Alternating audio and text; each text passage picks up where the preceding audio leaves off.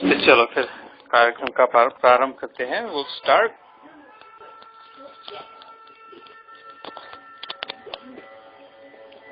I like this. It's in good time. है ना, हम लोग बिजी होकर भी अमेरिकन स्टाइल से 3 बजे बिल्कुल शुरू हो रहा है. This is very nice. And the credit goes to Rajika. Yeah, we know why. I said I know him well. And you, right? So, थोड़ी देर आंखें बंद करके बैठते हैं. Just conditioning our mind. No expectations, no rules, no formalities, no drama, nothing to manage, no image, no optics, just real. No rules, just love.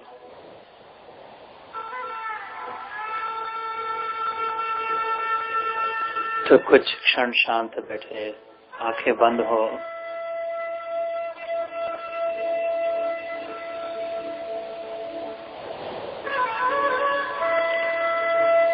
अपने आप के साथ बैठे.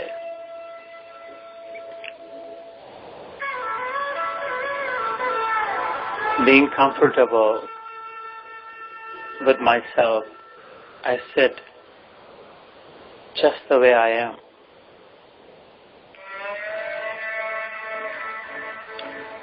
All worries abandoned, chinta mukta, carefree,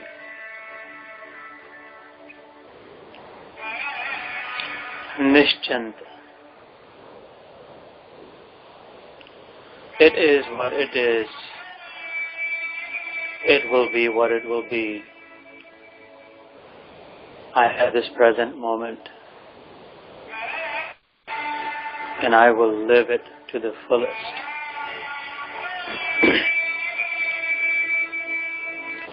तो प्रयत्न पूर्वक शांत,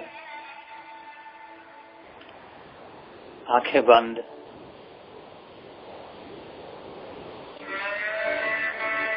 कोई खींचातानी नहीं, no stress, no tension, no competition for supremacy.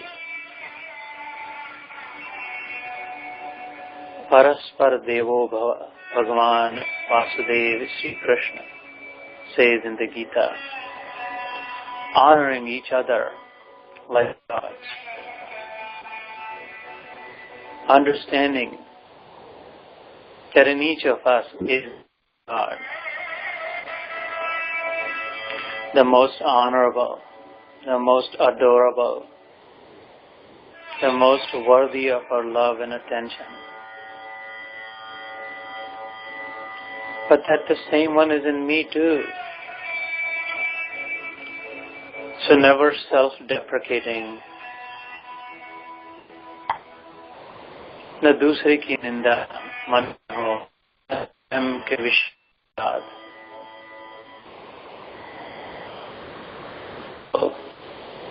drashta bhav se, witness, watching like an observer.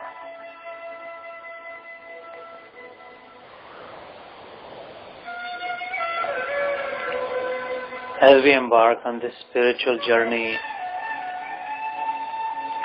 this is the journey of the mind.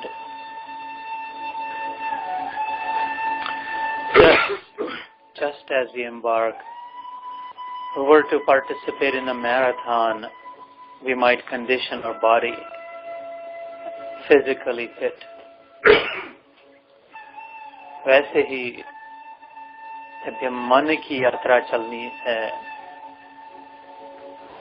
तो मन को कंडीशन करे.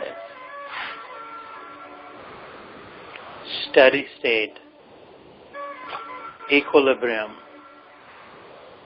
normalcy.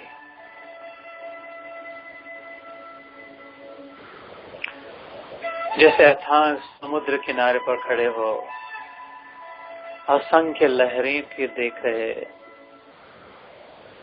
the deep horizon, the countless waves, but the one single ocean.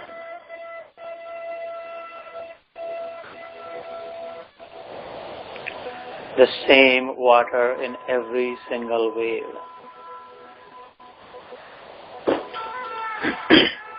ऐसे ही मन से देखे कि इतने भाई बहनें, माताएं, पितृतुल्य लोग बैठे, किंतु उन सब में मेरा परमात्मा एक।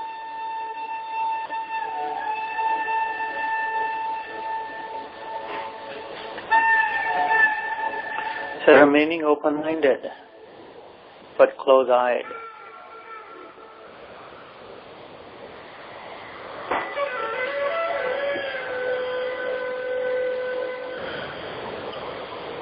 त्वमेव शरणं गच्छ सर्वभावेन Bharat. In the 18th chapter of the Bhagavad Gita, Moksha Sannyas Yoga, जब अंतिम उपदेश प्रारंभ हो भगवान का, तो कहते हैं, अर्जुन मेरे सखा, मेरे मित्र, मेरे प्रिय, मेरे भक्त, सुन, त्वमेव शरणं गच्छ सर्वभावेन भारत. त्वत्प्रसादात् परां शान्तिं स्थानं प्राप्स्यसि शाश्वतम्. परमेश्वर की शरण जा, सब प्रकार से शरण जा, मनसा वाचा कर्मणा. अपनी चालाकी बचा कर न रख. Honestly, sincerely, completely giving yourself, aligning yourself with the Lord of Love. तो उससे क्या होगा? तुरंत शांति की प्राप्ति होगी. कैसी शांति? परा शांति. Never felt before, never heard of before. Such deep peace you will experience in your heart. Not only will you experience, but you will be able to keep it with you in your chest wherever you go. Shashvat, imperishable Shanti, undisturbed Shanti.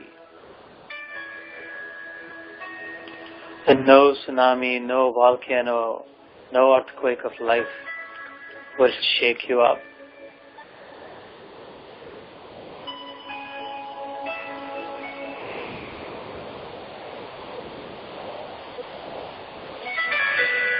Taking the time to quiet down, washing the soul. शरीर आया, गरम आया, कैसे धोए? ये जो चादर या मैली लग रही, इसको कैसे धोए भीतर की?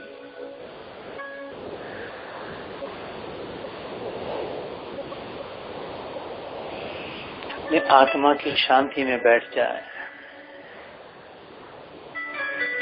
भगवान का नाम उच्चारण करे. छदरिया झीनी रे झीनी के राम नाम रस भीनी.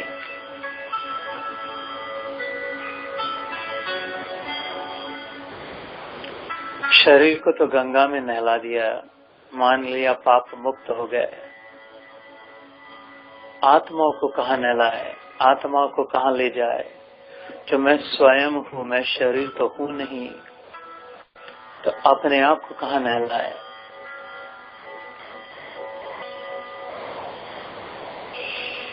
तो भगवान ने कहा, हाँ, एक ऐसी जगह है जहाँ आत्मा भी नहला सकती है.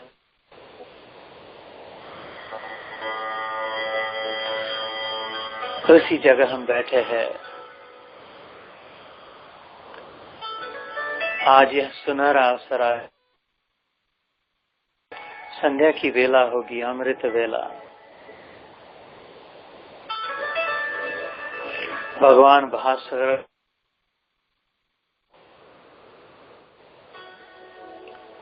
आशीर्वाद प्राप्त,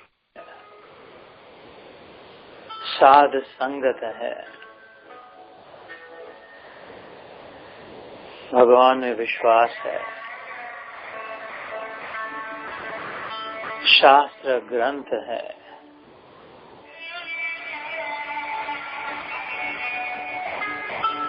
कितना अच्छा मुहूर्त है। और ऊपर से भगवान की बात है कि आत्मा को नहलाने के लिए भी एक गंगा है। वो कौन सी भगवान? गीता, गंगा, गायत्री, सीता, सत्या, सरस्वती। भगवान ने कहा गीता रूपी गंगा। गंगा तो भगवान के चरणों से निकली, गीता भगवान के मुख से निकली, या स्वयं पद्मनाभस्य। चरणों से निकली गंगा शरीर को नहलाए, मुखार बिंद से, जिह्वा से निकली गंगा आत्मा को पवित्र शुद्ध करा दे।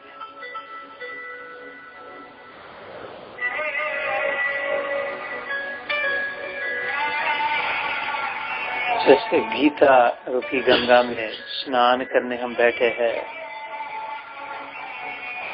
कोई बाहर के आडंबर की आवश्यकता नहीं, कोई विशेष पहराव नहीं, कोई कंठी नहीं, कोई माला नहीं, कोई व्रत उपवास नहीं, कोई तीर्थ यात्रा दान धर्म नहीं, कोई फूल माला नहीं, कुछ नहीं।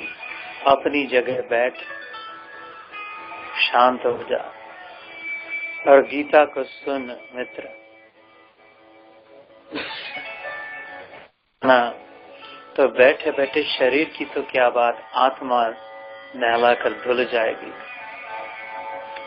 गीता, गंगा, गायत्री, अर्धमात्रा चिदानंदा, ये तो इतनी प्रभावशाली है कि अर्धमात्रा में ही even half, even a fraction of it will purify you. Such is the power of this Gita, this Ganga, that even a fraction will leave you sanctified.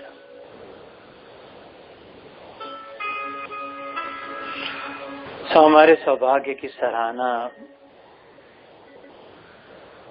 मित्रों के बीच, माताओं के बीच, बहनों के बीच इस गीता रूपी गंगा में स्नान करने पधारे। धन्यो हम, कृतार्थो हम, grateful am I, humbled am I, fulfilled am I.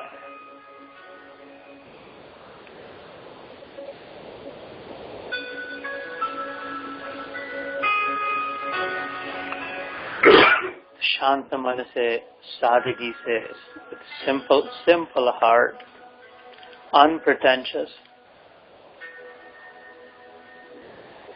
sitting quietly in my natural state, I prepare my mind, I prepare to receive the grace of the Gita.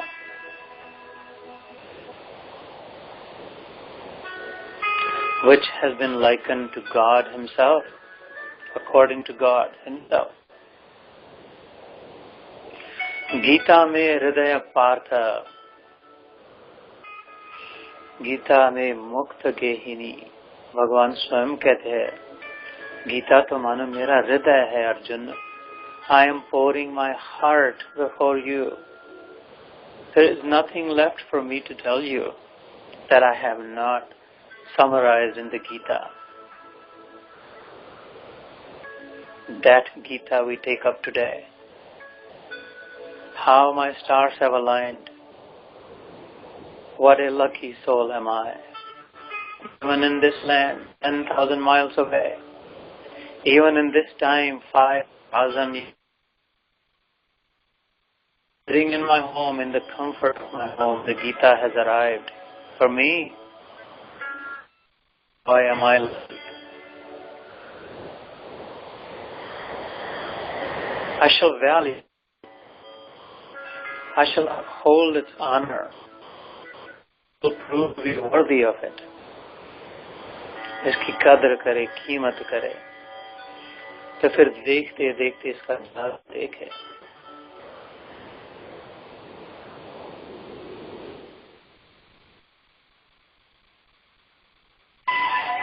और 2 मिनट उस ग्वाले की बांसुरी में,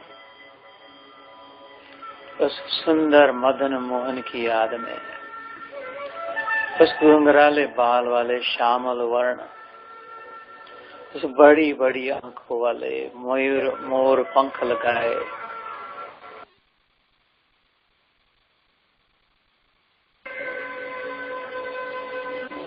नित्य नवीन रस बरसाने वाले मेरे कान्हा की याद में, कृष्ण की याद में बैठे।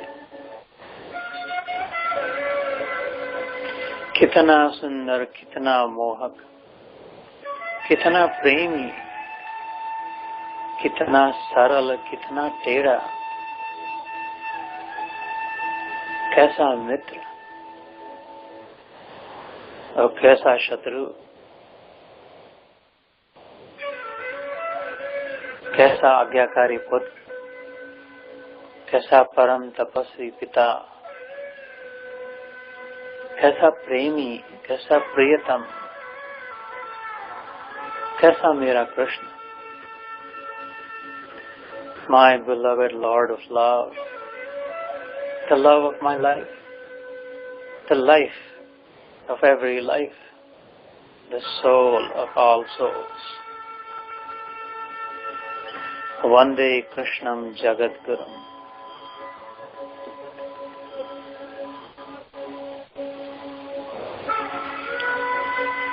I am available, Lord, to be used by you each day. Guide me, precious Lord. Lead me in what I say and do. May my words and actions be a witness that you are living in me. To the one that is lonely, may I be a friend. To those heavy with burdens, help me to meet their needs. My Lord, I do not want fame nor fortune. My prayer is that you will use me to glorify your name, Lord, your name. I have myself to offer, and I will give you my all.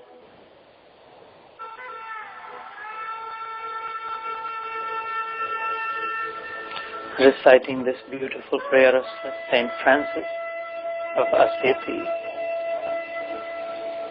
in all humility I bow down to all the souls and my Lord of love in you.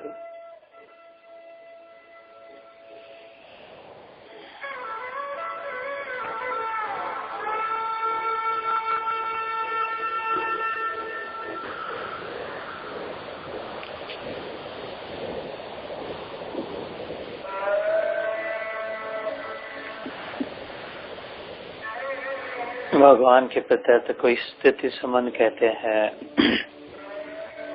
आज हम यहाँ सभी उपस्थित हुए सर्वप्रथम श्रीमान ब्रज जी महान उनकी स्मृति में, उनकी स्मृति में उपस्थित।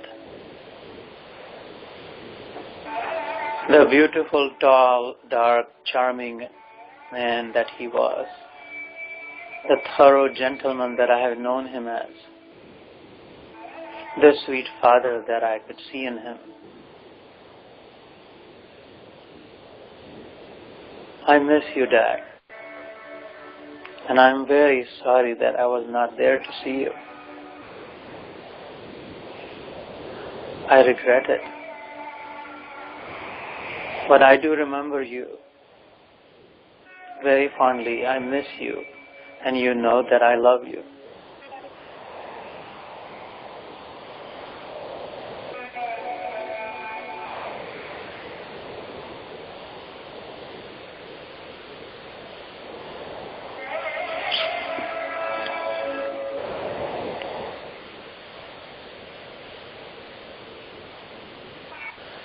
Jai Shri Krishna. Sanjeev has been like a brother to me. No less than a brother. And so his father has been my father. and I do honestly regret. And I'll blame you for it. My dumb brother. All is fair in love and war, brother. Yeah.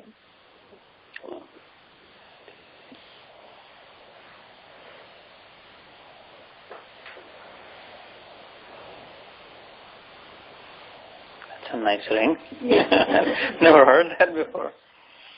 हम लोग यहाँ पे आज भगवद गीता पापा जी की याद में कहे या जैसे भी उस निमित्त spring maybe on the spring celebrate करने के लिए we are here to take a dip in the wisdom of the Gita. Should I speak in Hindi or English or Hinglish as we say, Hindi plus English? Yeah, English. English, okay. Yeah. So, but you would have to forgive me. At times, I might also get into Hindi. It's just a natural sort of default, right? Because I'm trying to stick to the roots, the essence, the core of it. But I will be aware and make an effort to speak as much in English as possible. The one loss, right off the bat, I will tell you about speaking in English, and for that matter also in Hindi when it comes to Gita, is that we're not speaking in Sanskrit. Whether we're speaking in Hindi or in English, it's not Sanskrit. And there is nothing like it, trust me. There's nothing like the Sanskrit language, the power of it, the beauty of it, the sweetness of it, and the science of it, the Sanskrit language. It's like mathematical formulas, every word, and it'll give you 1,000 meanings. And you take your pick. How do you mean? Well, I want it to mean. It can be fun also. So there is that loss that we cannot stick to Sanskrit. That like I might read some shlokas in Sanskrit because it is believed, and I have a request for everyone with that also. It is believed that these words themselves are so powerful, the vibrations, the sound vibrations themselves are so powerful that they will inevitably have an effect on the power of the soul. It will remind the soul of something. I don't know what you might, but it will remind the soul of something. I guarantee you, 100%. If it doesn't work, I'll take my words back. Not investing a lot there. But if you can hear Sanskrit at a stretch, then it will stir up the soul. It is a soul stirring language. And so the loss is that the more we move away from the root, the original, sort of starts to degrade a little bit, right? With each iteration, you're moving away from it, order of magnitude, as if. But it is so powerful that even an order of magnitude is still very powerful. Perhaps maybe we may not be able to handle more power than that, right? So it's quite fitting that Hindi. So no issues. But my request is that today as we gather here, just you'd have to trust me on it, just by listening to the words, sometimes in Sanskrit, the knowledge, there is some good karma related, right? Punya just in Hindi it's called punya, it's like the opposite of sin. There is no good word in English for it. The results of goodness, the outcome of goodness. So just by hearing those words, just by keeping an open mind, there is some goodness that accumulates. My request, according to the Hindu beliefs, is that for all of us to take that and offer it to our fathers, the spirit, his onward journey. You know, जब हिंदुओं में मृत्यु होती है, when a person dies in Hinduism, usually within the first few days, there is the 15th chapter of the Gita. This is the Gita, and the real Gita is a fraction of it. There's a lot of Hindi and purport. There's Pandharva, right? The best man of like the Supreme Personality, Purushottam would be uniting with the Supreme Personality of Godhead. Union with God as is yoga. That is the 15th chapter. It's a very short chapter. Normally it is recited. The Pandit, the Brahman would say, Inko arpan, is arpan to the departed soul. There is a lot of punyas. Punya is the outcome of goodness, right? Associated with it, that I offer it to the departed soul for the onward journey. The bag is like the lunch that we packed for our dear. tank because they're moving on to their journey. So fueling it with goodness. And there's nothing better. And speaking of goodness, there's nothing better than the words that were directly spoken by, right? So that was not spoken by a saint or, and saints are great. God holds them in their head, right? Santa mere mukutamani. Our God says that saints are greater than me. So this is not to diminish or devalue sainthood. But this is an original scripture that we know, as Hindus we know, that has come directly descended from God Himself, right? From Krishna Gita, Kurukshetra mein kahi hui. And so it carries with it its own power. It is not bound by how long was it ago, like if it was 5,000 years it was spoken. It is by how distant it is. It was spoken in Kurukshetra, in northern India. I mean, we're 10,000 miles away from it. But it is transcendental. So it is not limited by time or space, essentially, because it's beyond time and space. Right? Time and space are in it. As we continue this session, if we do, no pressure, what does it mean beyond time and... Hariyama Darsh, good to see you. What does it mean to transcend time and space? What's that like? That time and space is in it. And we'll learn about that. But right now, because it has come down directly from God, it carries with it its own power, and therefore wherever it is uttered, wherever it resides, wherever it exists, there is goodness, just by virtue of its goodness, right? And so, mentally, at least, we can collect the goodness that we collect and hear and offer it for the departed soul. At least, so I am doing it, and I humbly request you all at the end of the session to also have that feeling that I'm offering this for whatever your relationship was with Bridgiji, that I consider him as my father. He's in place of my father, someone's father, someone's husband, someone's brother-in-law. So, because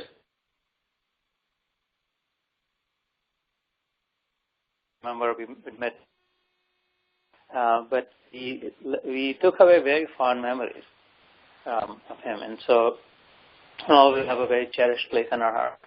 I feel very privileged. I'm grateful to Radhika for inviting Madhvi and I and our mom, and our mom. Here, Madhvi's mom is here also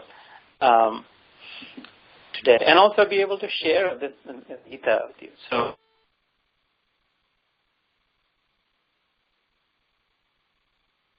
Thankful to you also. So good to see you all. Maybe towards the end we can also have a small either bhajan or some shlok or something in honor of God. And Krishna ka bhajan kuch kehte hai. So, the meanwhile, so this is a scripture of 700 verses only. Gita only has 700 verses. So I'm struggling to decide what to present here today, because it is massive, right? Bhagavad Gita to ant nahi, hari anta, hari ananta, hari katha ananta, right? There is no end to how long and how much we can talk about this. But we should still make an effort, right, collectively. And so what I might do is just pick some glimpses from here and there, bits and pieces, present before you the glory of the Gita. I'll try to sell to you for free, so that you come to buy it again. I will try to impress it upon your mind. Why? Because I care. Only because I care. It matters to me that you pay attention, because I consider you my own. Most of us have not met before, but you don't know, I do, that we are each other. You are my own. Someone's my sister, someone's my father, someone's my brother, someone's all that. So I do care, and it is very important. And this is a good company. This is a good time. This is a good place. This is a good star alignment, right? This is a good day. There's only goodness here. It depends on how we see it. And there's just plenty of goodness going around if you want to tap into it. In this negative-filled world, there is a flood of goodness still. There's an overflow still. It's a matter of where do we put our brain? What do we choose to look at? is a scripture that really focuses, brings out in us, not the beast, right? Beastly as sometimes we are, or things around us, it has the power to, in every one of us, to bring out the best, because it has come from the best. It has the power to make us complete and feel fulfilled, because it has come from the complete, from someone who is full and complete and the best of the best. Anything that comes from him or her or it, however you believe, must also, as a rule, then be the best of the best.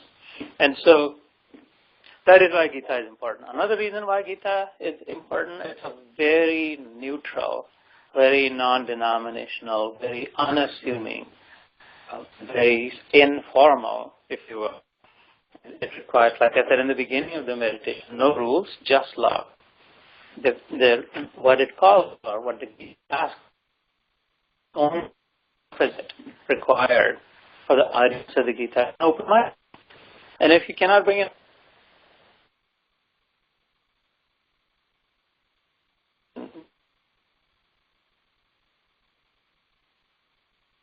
if it is, you will challenge it, then it will do its own work. It will sell itself. It will do its own work. Mind. And don't be too stressed about it. Like, get up if you have to get up, go to the bathroom, take the phone call. If you come when you want to come, eat. No rules, just love, right? We try not to offend each other and respect each other. That's all. So you will see as you study the Gita, perhaps the most inclusive philosophy that one can imagine. That is why I'm extremely proud and grateful to be a Hindu. Very, very, very and humble. Because there's nothing more inclusive and open-minded. There is a place for everything, all kinds, even the worst of the worst can belong under this umbrella. And there's a way to come in, follow, align, and then come out clean and feeling good and fulfilled. And no matter how you come, you walk out only steeped in love, drenched in love, real love. And what kind of love? Unattached. So in other words, detachment. Sannyas कहते हैं. Sannyas इस आगे गृहस्थी बन के आए.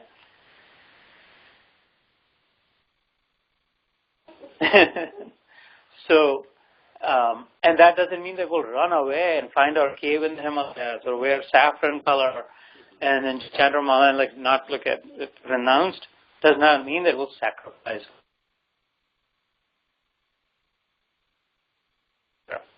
So it's a very misunderstood word, detachment. Right? I should say your daughter he runs a club in society. So the other day she and I were talking, and she said, one of the guys raised a question about detachment, that the Gita says that you should be detached. And the guy was asking a fellow student, is it really possible in modern times? Like, how do you detach? Is detachment real? So we were talking, and I was explaining to Mohini, our daughter, that, listen, there is a very simple way, there is a very easy way to explain detachment. Mostly misunderstood. It's simply unattached love, right? It's unattached love. Love was there before. Love is even now, whether you are attached or detached. Love is the default. Love is given. Love is a must. Love to first and exist. So then the question only becomes, are you attached to the object of love through a selfish attitude, right? Like expecting some outcome out of it. ऐसा हो जाए, वैसा हो जाए, this should happen, ये होगा तो ठीक होगा, ये नहीं होगा तो ठीक होगा. Or are you detached, which is the pure love? Is the love there regardless of the outcome of it? And that's so have clarity in your mind. Don't be afraid of detachment. If they are detached, then we rejoice, celebrate, and thank the stars if you find someone who is truly detached. Because that means that that person's love is just quadrupled or thousandfold. Unattached love, right? Not attached to any particular outcome. They're not giving you love so that out of it will come for them. Love. That's it.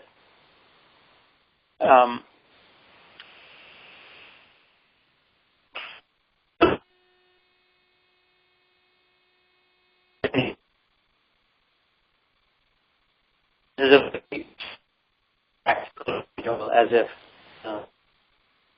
that instruction manual. It's not just weight as of thousands of verses.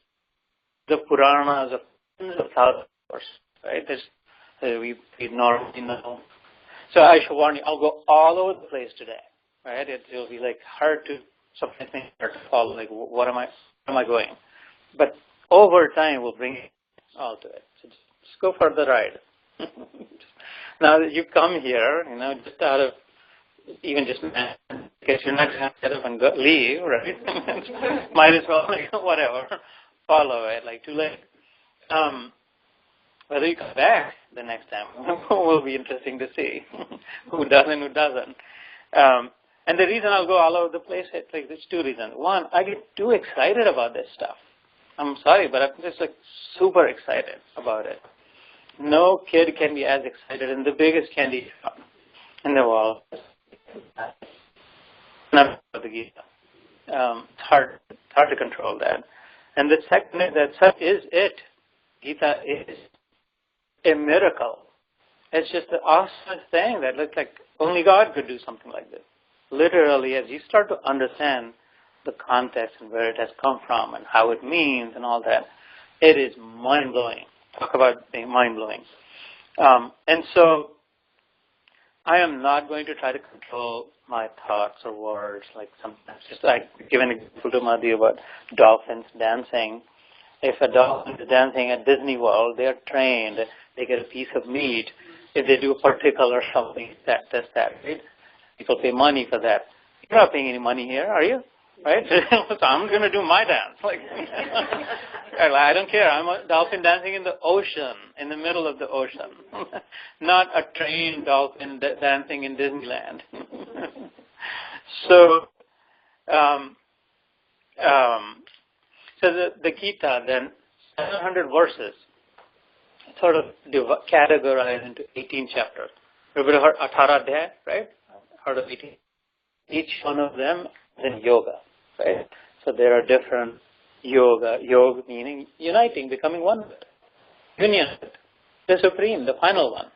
That's yoga. It's never meant that, do postures, asana. So it's a very, very preliminary stage.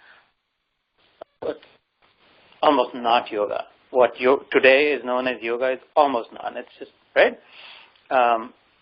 So this is where I start to digress completely. Just quick note on that.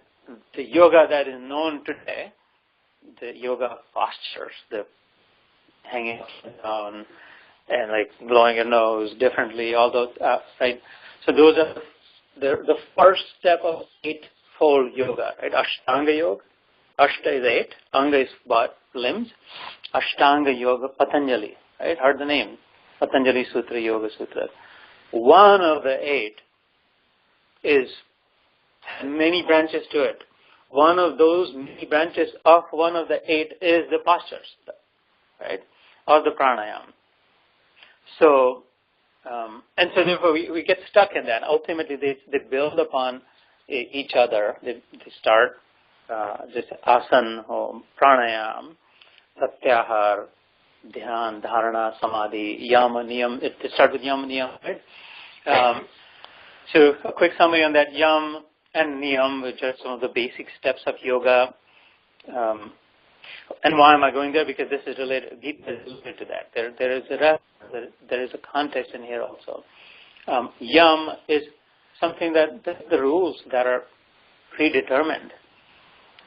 Internal control, internal restraint. Niyam is some external rules that you put on yourself. I will not see this, or I will not eat this, or I will not like this. Any rules that you sort of lay down upon yourself or bring upon yourself are niyam. Yam sort of intrinsically part of nature. That if you hit something that someone else hit you, if you eat something that's bad, something bad might happen in your system. If you speak ill, if you spread rumors, the rumors might come back and hit you. Just a natural law, right? That is.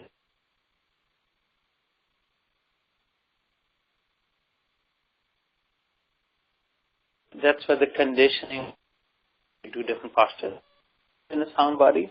So you want to get your body to a place where it can actually sit for a while. Shanta betke, right? You want to be able to sit still for a while. Forget about that. I want to have nothing to do with the body, but I want to be. I want to be, but I want to have nothing to do with the body. That's almost impossible. If you want to have nothing to do with the body, to take and burn you or bury you. But our Shastra, our scriptures, our religion, our God teaches us that it is possible. In fact, it is desirable. In fact, that is where we find the fulfillment. When you're able to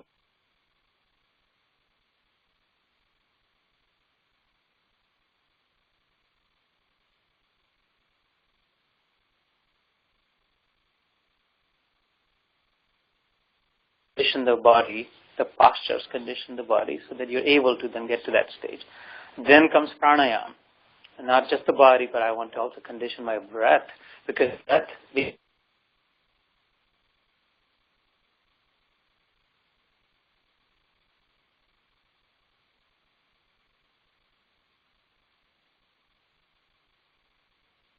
because I couldn't be. And so we will see how that is. It is all logical. It is all very scientific. It all makes sense. It is all very coherent. It all meshes. Those are not random bits and pieces. They all come together and fit very nicely. And it is all very comprehensive. It leaves nothing behind. When you are able to fully wrap around, you see that the whole truth can be held. You can hold the whole truth. Forget holding it. Feel the whole truth. Nothing but the truth in yourself, right? So that's where the pranayama comes in when you do the breathing exercises. And then after that there is the dhyana, dharana, samadhi, right? The last three limbs of yoga, one of which is just the postures. The dhyana, dharana, samadhi. Each one is superior to the prior one. Yama, it is like accepting. The first one is align yourself with the laws of nature. Understand, be smart about it. Don't be dumb about it. Understand the laws of nature, gravity, whatever, goodness, badness, however. Understand this. The more you align with it, there's nothing we can do about those. They're set. But the one smart thing to do is to understand and align yourself with those. So that's a very basic, elementary, as a pre-K step. Yama. Then say, okay, well, this is not enough for my progress. Just by aligning, nothing is happening. Because I still might die. I still might get old. And even between those, I might get some diseases. Right? Some degradation will occur. So I don't want to be stuck with that. So therefore, I am going to take charge. I am going to control the speed and my destiny.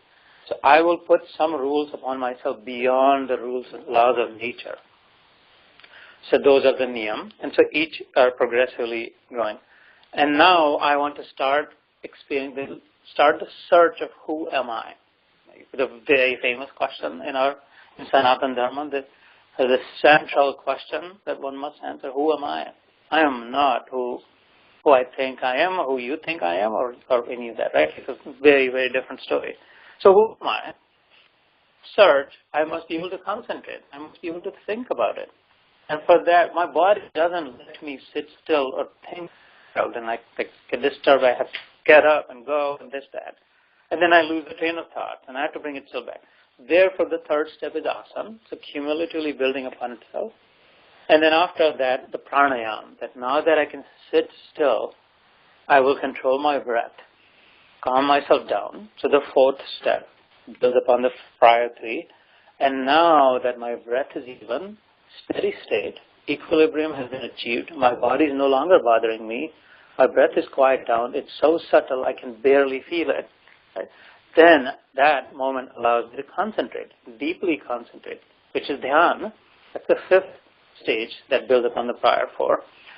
When dhyana becomes natural, and then becomes solid, established. Pakka ho gaya dhyan. Now, when I can sit and do dhyan for a long period of time, right, then the next stage is dharana. That I don't, so as a rule, have to sit down, quiet spot, and have these rules and this, that, because even that's limiting. Even meditation is limiting, right? As something as superior as tool, as meditation is limiting because it expects you to do something. Just sit quietly, find one place, right? Not watching anything, close your eyes, sit comfortably, all that, right? This, by nature, yeah, but by nature, free soul, bound. And at the moment, our search is for full freedom. We will not be bound by any restriction. And so even meditation starts to become restrictive. And so the next stage is dharana, which means wear it. Dharana karna is like wearing it. I wear meditation wherever I go, with eyes open, sitting in my car, in the metro, in a meeting, sleeping, walking, eating, cooking, doing the dishes. And I'm wearing it. It's just like I'm wearing this jabba. Like this goes with me wherever I go, right? Like that, if I can wear meditation, what would it be? Then I would have to do nothing because it's coming with me. The state, the inner state of quietude will come, which you wear. And then the final stage, which is like so deep, so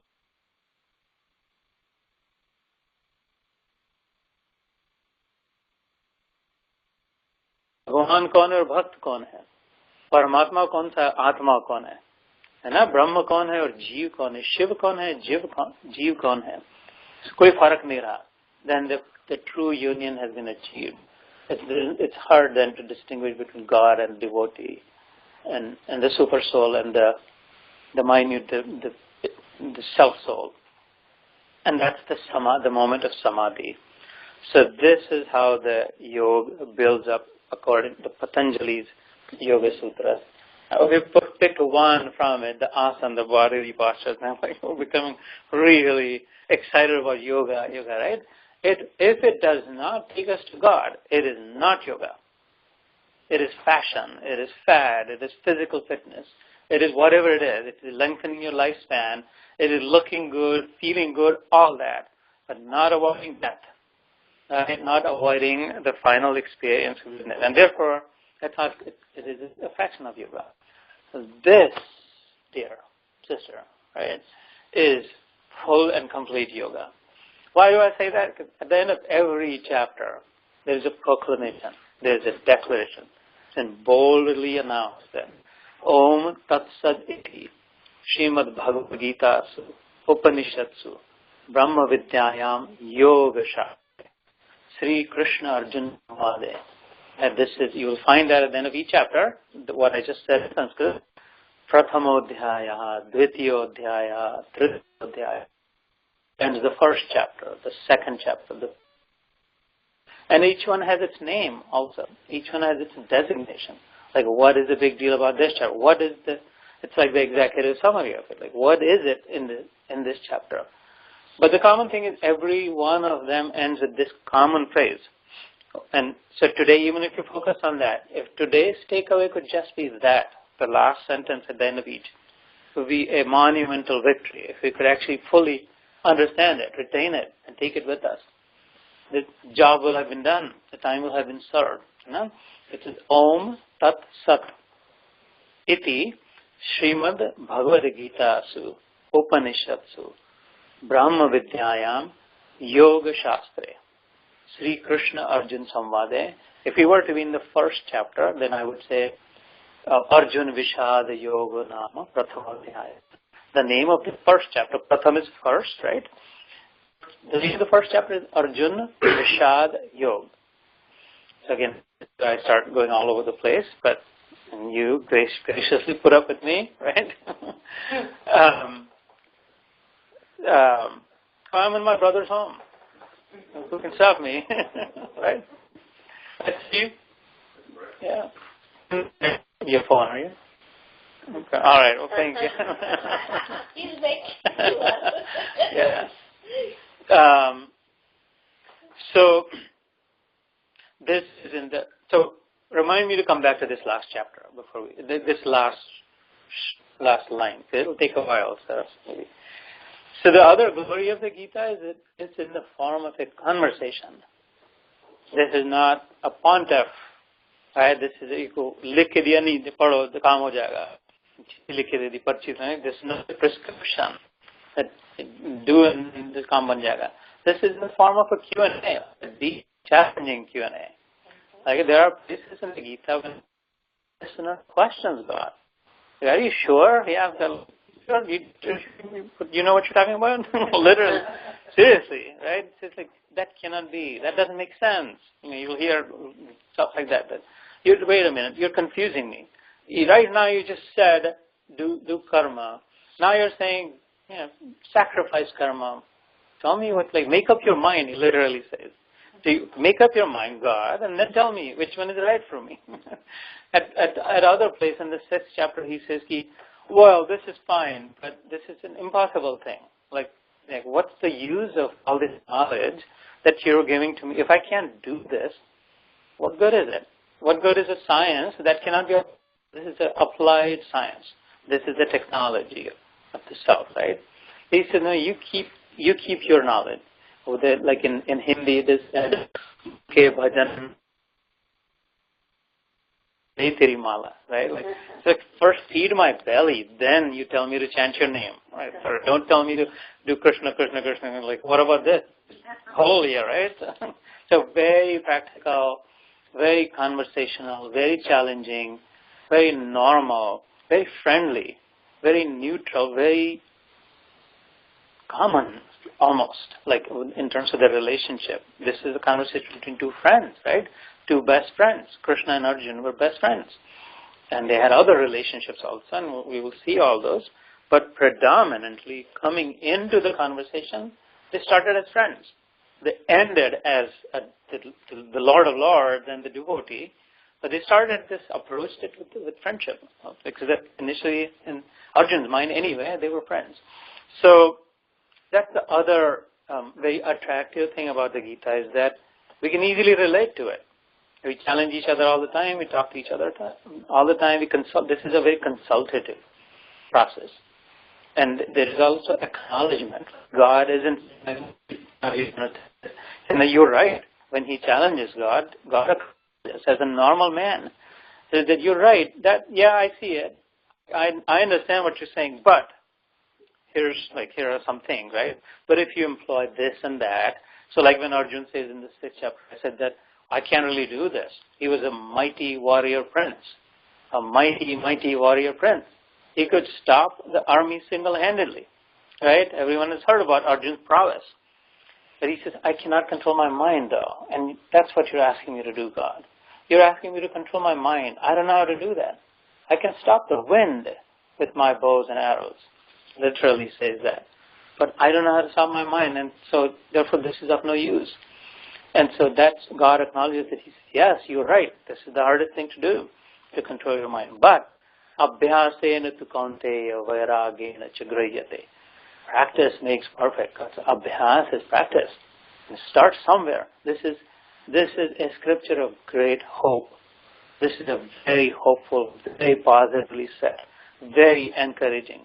Start somewhere. I mean, how simple of an advice is that? Like you go to a gym and ask your coach, he'll say, well, pick up that dumbbell, start somewhere.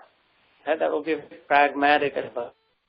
No, start somewhere and then keep practicing. Abhyas, number one, and vairagya, detachment. Detachment from the outcomes of your actions. Not detachment from your husband, or from your wife, or your children, or your relatives, or your home, or anything. No. Detach from the outcome of your chores, your tasks, your duties, your whatever your right. Don't expect that what you want will happen and how you want will happen. Because in a very famous shloka in the Gita, I'm sure half the people, karmanyevadhikaraste. So it was, right? Karmanyevadhikaraste ma phaleshu kadachanam. Ma karma phala heturbu ma te sangostva karmani. Only God can speak like that practical, that awesome, that powerful, that balanced, that loving, that all-inclusive. And in the end, so the balance there is that you don't want to attach to the outcome of your actions, but you also don't want to attach yourself to not doing your duties. So that shlok goes to akarmani. You don't want to become undutiful. You don't want to shun your responsibilities. You don't want to run away, but you must. So bad. And equally bad is when you do, you must do it, and then start suddenly expecting something from it. Some outcomes from it. You only have a right to perform the duty in front of you. That's been given to you. That you have asked for. How have I asked? No. The Gita will explain to you that you asked for all this trouble. You asked for all this trouble yourself, no one else. Through the countless. So we believe in incarnation, right? Or reincarnation, I should say, but also incarnation. That accumulated, like that's how we've ended up where we are. And so our job is to finish the job, might say. So it's in the form of conversation. It's very applicable today. This was spoken some 5,002 years ago. 5,200 years ago. 5,200 साल पहले Kurukshetra. Anyone gone Kurukshetra? No. Oh, I have. Great, wonderful. You have to go to Kurukshetra when you go to India. See, there's the Gita Stali. There is a place there where this was spoken, and it's not too far from Delhi. It's like 4 hours. That's because of the roads in India. Like here, you'd go there in 90 minutes. Like the distance is not great. You should really and experience that place, the vibrations there of the Gita Stali where the Gita was spoken, and that Kurukshetra mein. So the other aspect of it. Well, so let me finish the thought that I had, which was that it's very applicable. Even though it was spoken 5,200 years ago, guaranteed with the challenge also that every word in it is as applicable today. There was no WhatsApp then, there was no Facebook, there weren't even phones, there weren't even cars, there weren't even guns back then. Yes, and you see, truly, he has a big question mark. And so like, how do people live there, right? So ask our kids, I guess. But the advice then given is just as applicable today because life is still the same. Just the tools have changed, the devices, but the vices are still the same. The desires are still the same. The ambitions and the aspirations are, the competition is still the same, right? All of the goodness, badness, all of that is still the same, and therefore the path can still be followed just as effective. This is a path. The Gita is a path along with it's a map, it's an instruction manual, it's all in all, it's a complete kit. When you take it, when you make it your own, you walk with a complete kit. You have your GPS, you have your rechargeable battery with it, you have everything you need to walk on that path to get to your destination. It's search of yourself. That at the end of the journey you will find yourself. And that is that the circle of life is completed. It's closed. All wishes are fulfilled at that time. So the other fascinating aspect of the Gita is that it synthesizes, brings together this, like sort of rejigger it, and before you, literally hundreds, thousands of words. Not make it up, like side references it. Who has it? And these are all in Sanskrit, by the way. You should read verses from various different points. Like talk about looking for a needle in the cosmos. Forget the haystack, right? So it would be so hard to, where should I look? The Upanishads, the Vedas, and all the Puranas. So I'll give you a sense for that. Like, what does that mean? How do I mean that?